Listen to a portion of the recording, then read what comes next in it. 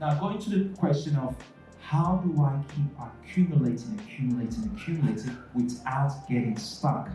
Simple answer, structure. How do I move this along? How do I, structure.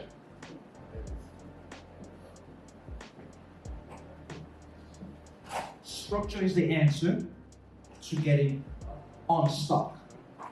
Typically, mom and dad buys a property, they buy the property in your personal name. Understand, when you do buy a property in your personal name, you're using your personal capacity to borrow. If my borrowing capacity based on the income I earn, my wife earns, is as a family, combined income is 200,000, let's just assume 200,000, and our borrowing capacity is 1.5 million. We bought our first home for $1 million. We still got a $500,000 capacity left. What we then see mom and dad do is they go buy another investment property for $500,000.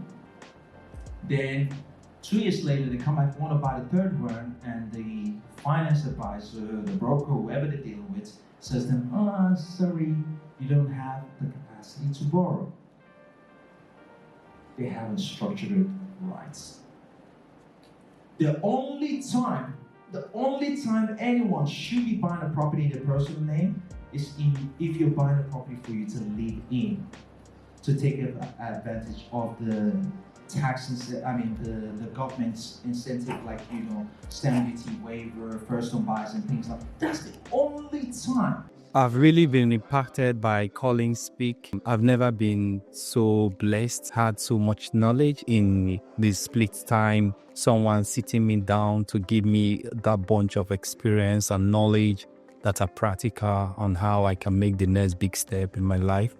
I've never been touched by a speaker. Now I've really known the real reason of having a mentor, and I would love to have Collins as one. Really impactful coming here today to spend my time listening to Collins. Thank you, Collins, and I thank the God for bringing you to ROCCG Jubilee Center today. God bless. You should be doing that. If you're not taking advantage of any government benefit, I won't even buy my personal home to live in my personal name.